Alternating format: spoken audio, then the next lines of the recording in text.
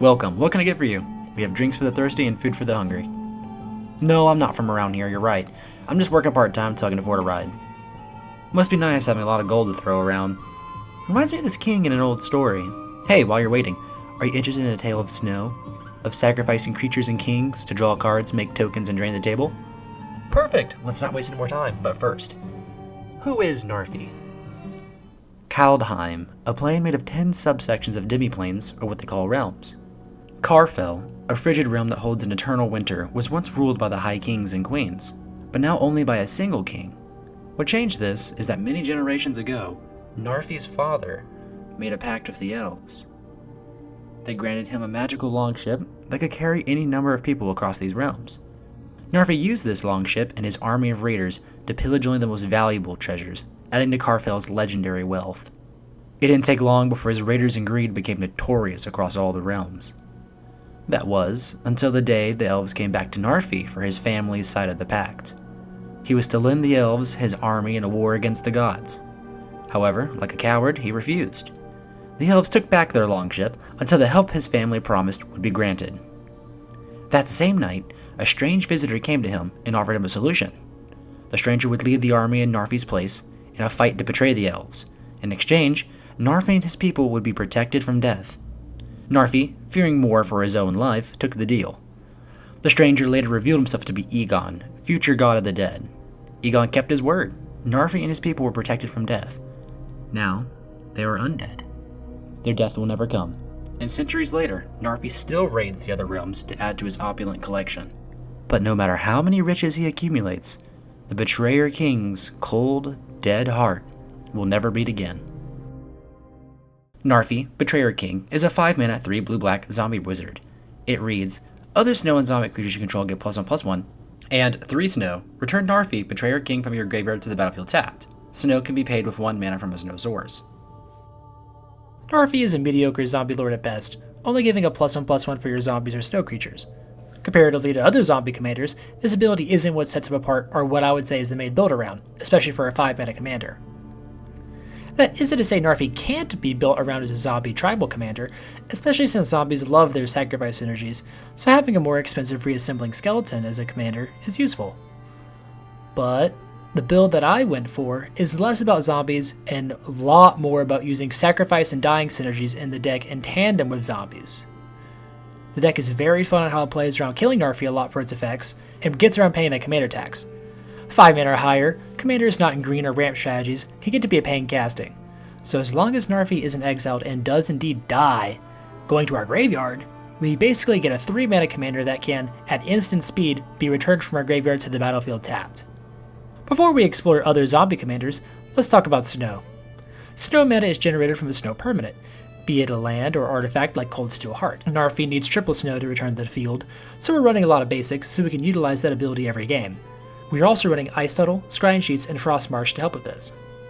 We have other ways of generating snow, but we'll cover that later. For now, getting back on track. So, comparing Narfi to other popular zombie commanders, such as Wilhelt, the Scarab God, and Verena, they do offer a lot more value on their cards alone, like Wilhelt giving you decayed zombies when a zombie that doesn't have decayed dies, and at your end step, giving you the option to sack a zombie and draw a card.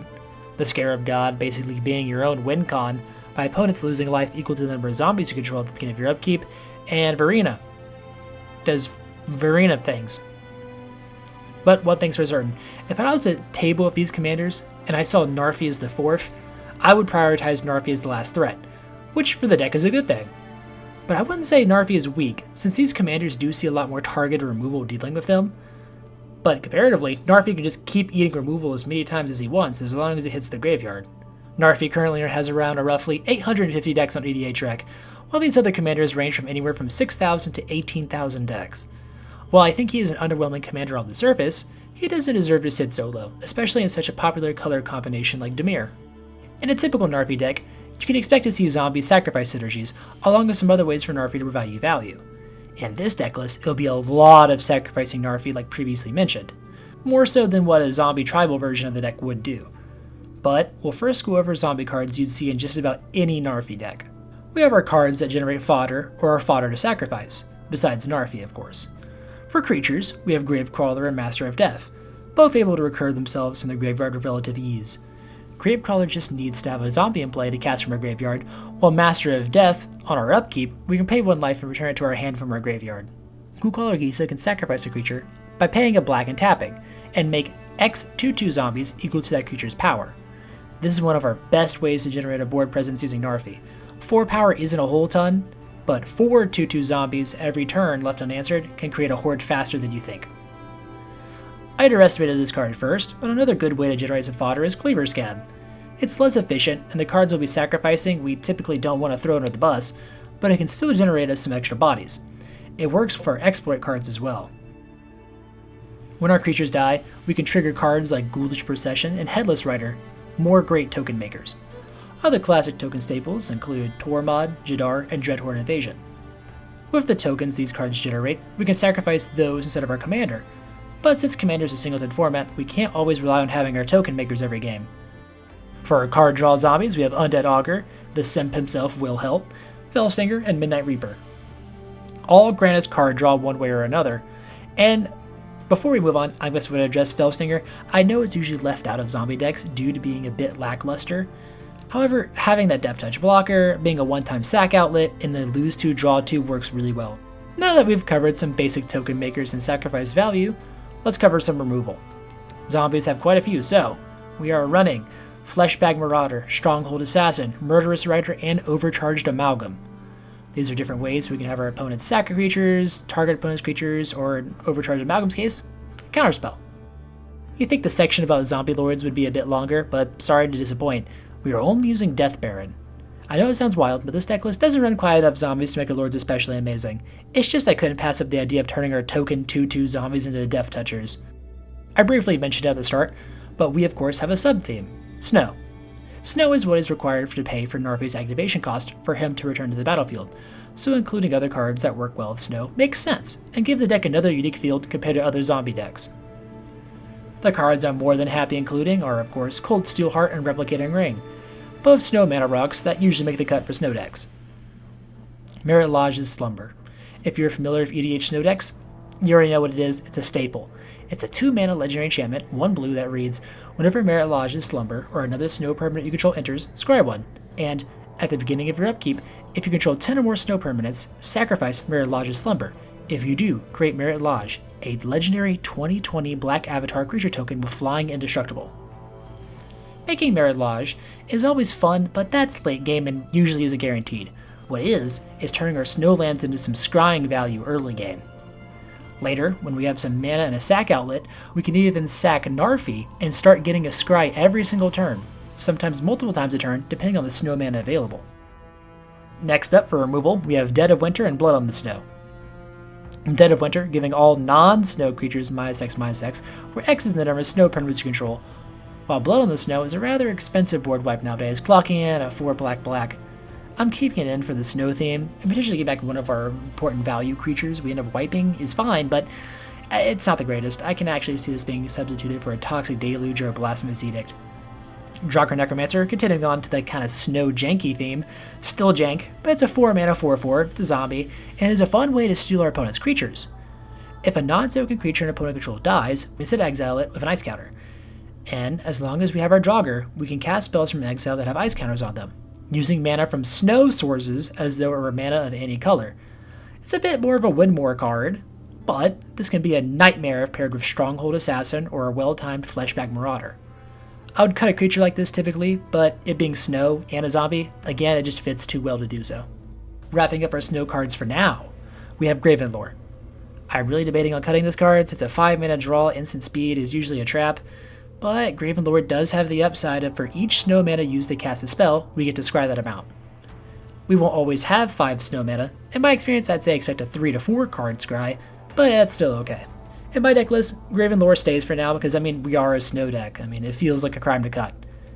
Plus, we do hold up mana later in the game to get Narfi back into speed, or activate some of our sacrifices so we could throw this out when our opponents don't expect it. We now leave the realm of snow to continue our journey on committing as much regicide as possible. And here's how we do it. We have quite a few cards in the deck that can make use of sacrificing Narfi or some fodder we have lying around, besides the ones we covered earlier. First, we'll cover the sack outlets that generate value. Kel's Fight Fixer, Priest of Forgotten Gods, Ayara, First of Lochthwain, and Into the Pit are great ways to sack a creature and generate value. Each have a different way of going about it, and have various upsides and downsides. Starting with Kells. Kells is a sack outlet for just one colorless mana, sacking a creature to make her indestructible at the end of turn. We can then optionally pay blue or black to draw a card. Not just off her sacrifice ability, but anytime we sacrifice a creature. If we have mana lying around, which this deck does after we get set up, she's a great way to utilize it. Priest, in some ways, is more straightforward than Kells, in other ways not. You can sack up to 2 creatures to ramp us and draw us a card, while damaging our opponents and forcing them to sack a creature. It's perfect to any deck that's looking to sacrifice a lot of creatures.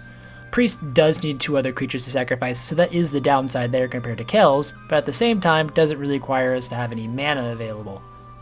But then again, it does tap itself, which is a lot similar to the next creature we're going to cover, Ayara. Ayara is still different than Priest. We still tap, like I already previously mentioned, but we only sacrifice a single black creature to draw a card. A lot more straightforward than Kells and Priest.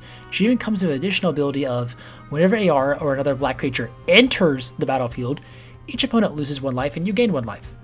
That ability is crucial to our game plan and one of the ways we win. Drain will be covered further on, so with that we're just going to move on to, or rather into, the Pit. For a 3 mana enchantment, it immediately comes with the effect we can look at the top card of our library at any time. But how we get value is the second half. You may cast spells from the top of your library by sacrificing a non-land permanent in addition to paying their mana costs. If we have consistent token makers out, this is better than card draw, at least until we hit that unfortunate land on top since you can't cast a land. Next up, similar to Overcharged Amalgam or Stronghold Assassin, we have another way to sacrifice a removal. Brine Shaman is usually certain to get answered, but if it survives, we get an Essence Scatter on a creature ability for 1 blue. We can also tap, sacrifice a creature, and give another creature +2/+2, but that mode is a lot less exciting than the potential of an Essence Scatter. You may be thinking that Narfi and some token generators are enough, but it's never enough. In the odd case Narfi is shut down, having backup self-repeatable creatures can help the deck function like normal. Please welcome the OG Reassembling Skeleton, a classic in Aristocrats or sack synergies, and is a simple 2 mana creature that, for 1 and a black, we can return it to the battlefield tapped. Sounds familiar, huh? Narfi is essentially a reassembling zombie, albeit with a lowered effect and a better stat line. While I don't love the anime-only style of the new Jumpstart cards, adding Ozox felt like a no-brainer.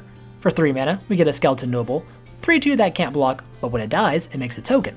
That token, when it dies, we return Ozox from the graveyard to our hand. Certainly a fun card to build a commander deck around, but I think it'd be a bit similar to Narfi, just mono black. Which of course means no blue, and no snow synergies, or zombies. But hey, who doesn't love a good skeleton? So we're sacrificing and getting lots of dice triggers, but how do we take the fight to our opponents? Well, with good old-fashioned drains is a great way to try and close out the game or lower our opponent's life totals. We already mentioned Ayara, but she cares about black creatures entering the battlefield, not dying, so there is a distinction there, keep that in mind. 2 enchantments are up first. Bastion of Remembrance and Funeral Room, both are great ways to drain the table, essentially both doing the same thing for a 3-mana enchantment, but they each have different upsides. Bastion comes with a 1/1 creature token, giving that 3-mana play something immediately to impact the board with. We can use that token to either chump, or of course, sacrifice it. Funeral Room, a newer card from Duskmourn, is a room-type enchantment, meaning we can play either side and then unlock the other side later for both effects. This means we can run it out on turn 3, and then later cast Awakening Hall, returning all creature cards from our graveyard to the battlefield. We have quite a few creatures we don't want to sacrifice or have dying, so having a late game option to get back our engines is worthwhile. Our final card, classic to any creatures dying, mill, or leaving the graveyard strategies, is Sir Conrad. He probably doesn't need any introduction, but we'll quickly cover him. Sir Conrad is a 5-mana legendary creature human knight, 5/4, that reads, whenever another creature dies, or a creature card is put into a graveyard from anywhere other than the battlefield, or a creature card leaves your graveyard, Sir Conrad the Grim deals 1 damage to each opponent, and then 1 black. Each opponent mills a card. With Narfi, or one of our skeletons, we can ping the table from it dying, and then, when we trigger its ability to re-enter the battlefield, we get to ping the table again. This can lower life totals unexpectedly quick, especially if we can loop it several times in a single turn. In zombie decks, the all Rooftop Storm Acererak combo is seen one too many times, and a 2-card combo is a bit too straightforward for my playstyle. That being said, we do have a combo in this deck. It involves Narfi, Ashnod's Altar, Desecrated Tomb or Tormod, and finally, Thermal Flux or Rimefeather Owl. while it's not overly complicated, it's funny that we get to use Narfi, already an underplayed commander that needs triple snow to ETB from our graveyard in a way to win the game. Starting off, we need snow mana for Narfi to re-enter. That's where Thermal Flux and Rime Feather come in.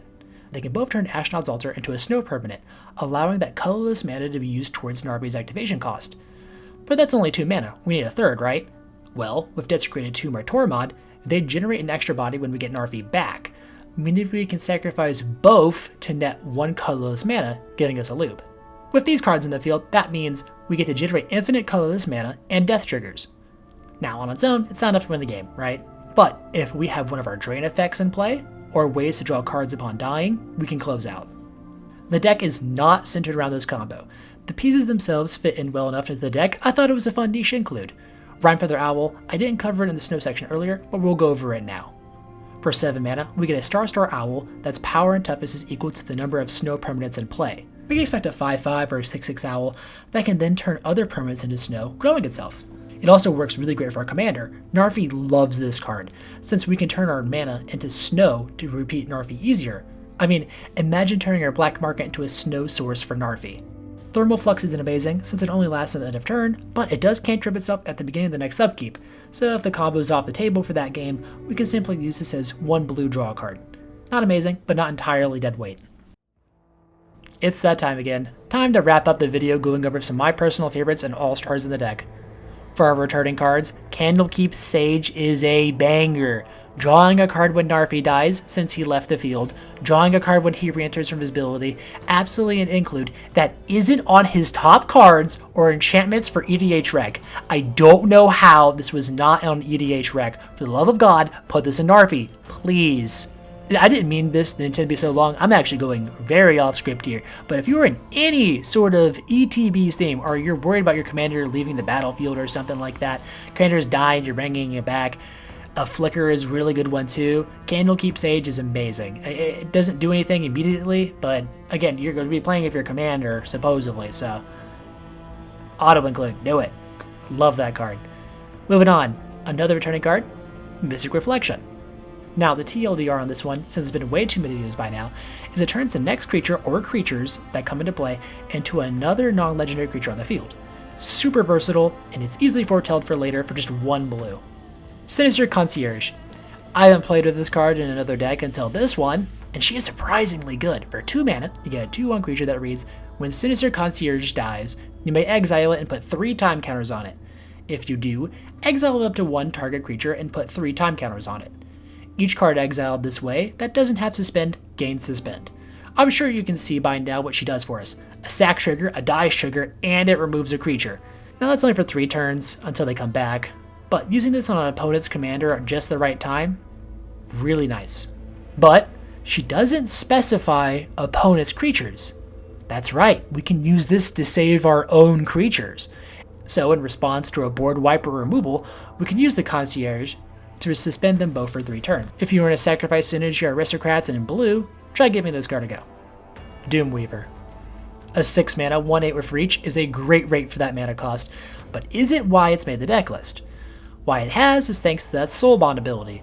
Soul Bond is, you may pair this creature with another unpaired creature when either enters, they remain paired for as long as you control both of them. And, as long as Doomweaver is paired with another creature, each of those creatures has, when this creature dies, draw cards equal to its power.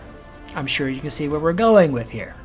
By soul binding this with a creature we are going to sacrifice, like Narfi, you draw cards upon it dying. But it doesn't stop there, because since that creature died, Soul Bond ended, so if you return it back to the battlefield, you can Soul Bond with it again. So essentially, if you can Soul Bond Narfi every turn, it becomes sacrifice Narfi to some effect, like let's say Ayara or Ashnod's Altar, so you either draw the card or you get to make that 2 colorless mana. You then draw 4 off of Doomweaver, including whatever nonsense effects that are on the board right now. I played this card, really fun. And of course, if you can't get Narfi, a 2/2 zombie isn't awful either. Hey, thanks for your patience. This video took a lot longer than expected to come out. As we close out 2024 and enter into the far off year of 2025, I'd like to quickly discuss the channel and where I see it heading. I'll be releasing another video detailing my problems with current MTG and WotC, which Is a lot to say the least, but even with my concerns, I'll still be making MTG and variety content next year. I know the variety stuff does significantly less well than MTG videos, but give them a watch through sometime and see if it's for you. Moving on, I've started a lot of different MTG content this year, Sunken Savings and Dive Down, so if you like EDH content and you like this video, feel free to check out this as well. Sunken Savings is like the 1-3 lessons, but more to the point, where I'll cover a commander within a budget. Dive Down is about commanders already done in the 1-3 lessons, and Umbrus and Adamaro currently already have videos on them which go into more detail in the decklist.